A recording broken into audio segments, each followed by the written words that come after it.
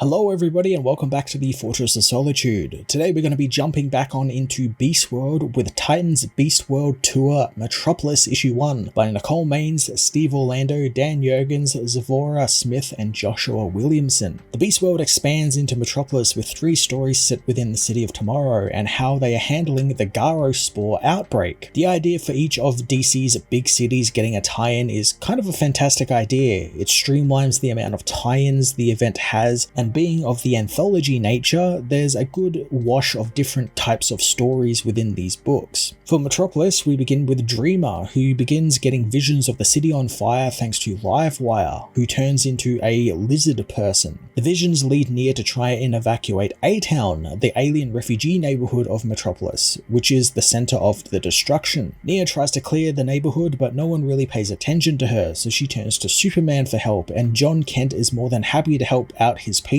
and move them to Parthas, the hidden town Nia grew up in. Nicole Maines and Steve Orlando use the Beast World set sparingly, not tackling the spore outbreak directly, but rather focusing on Dreamer's role as a protector of A-Town and her people. I really liked that Nia knew that she couldn't move the entire town by herself and left that feat for Superman while she dealt with Livewire, knowing that she could take on the villain quite easily. It's a fantastic show of restraint from the character who knows their limits and isn't overextending themselves and falling into a trope territory, since I think with someone who was a less experienced writer, I could see this turning into a situation where Dreamer tries to do it all herself and is only saved at the last minute by Superman or someone from the Superman family or another set of heroes. So Livewire gets dealt with rather quickly and gets done so in a really cool way, with Nia using the out of control lizard's powers to shock herself into submission. The treatment of Livewire is great too, since it's building off her role in the Superman ongoing where she's been reformed and is a good person now and is someone who's contributing to society. So the heroes recognize that she isn't the one doing any of this willingly right off the bat, so they treat her, with kindness. They don't want to hurt her unless it's 100% something they have to do. The story's entire build up as well is for Amanda Waller to be revealed to be the one spying on Dreamer, and we saw the results of this as Dreamer does get recruited into Task Force X and will go on to have her own story in the Suicide Squad team, which will be written by Nicole and Steve. I'm really happy that Dreamer is getting something to do, since she's really languished a little bit in the background for so long. So now that she gets to lead her own team, and a really interesting team as well, featuring Bizarro, Harley Quinn's in there because of course she is, it's a Suicide Squad book,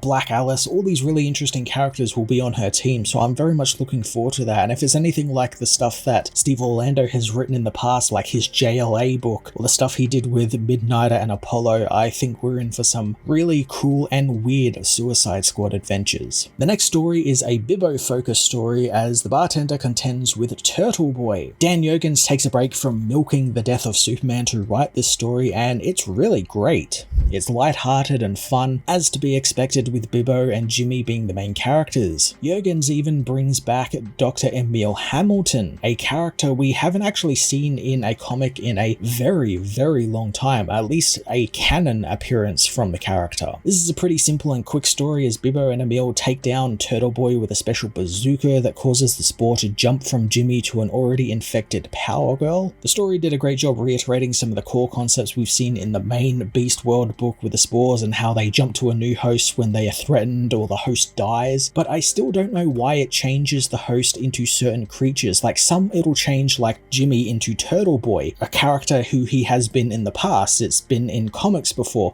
yet for characters like Batman it changes him into a wolf, not a bat. It's very selective in what they are being changed into, and really we need something to sort of hammer that down and reason why that is happening. And again, it's probably just comic book mumbo jumbo and doesn't really matter, but it's just kind of annoying that some writers will write it into the story as why these characters will be changing into this, and others will just choose randomly which animal they'll change into. That of course isn't on Jurgens for this is a problem with the entire event itself, but it's just a little annoying that part of the transformation is still unclear, and hopefully we do get that explained a little bit in the main book sometime. The final story is by Zavora Smith and Joshua Williamson and shows us what Lois Lane is up to during all of this, and we find she's at the Fortress of Solitude coordinating Superman to where he is needed most around the world, keeping him one step ahead of the spores, since the spores cannot be allowed to get a hold of him. Lois Lois's safety is put in jeopardy as the animal people begin assaulting the fortress, mistaking its energy signature for Superman. She and Kellex are forced to defend themselves against the Horde as Superman rushes to help. Superman manages to get to the fortress in time and he's overwhelmed by the spores. However, he is saved by Brainiac's nanobots that the villain installed in the hero not too long ago, and something that a lot of other characters also have, like Lobo, who is also being drafted into this big Brainiac arc that Williamson has been building in the background of his ongoing Superman book. Much like the Dreamer story, the Beast World stuff felt really secondary despite being front and center, as it was all built up to that Brainiac power reveal and setting up Williamson's big Brainiac arc coming up within the Superman ongoing. It was nice seeing Lois being Clark's girl in the chair for a change, but it was also a story that you could have easily done maybe in about 3 pages in the back of a Superman book. It didn't really need its own 10-page story in a tie-in. Overall, the Metropolis set of tie-ins for the Beast World was pretty good, exploring some of the main ideas behind the spores and the animal people, as well as covering a good range of characters and settings and story types as well. We got some action, we got some humor. It had a real good smattering of stuff. I'm going to give this issue an 8 out of 10.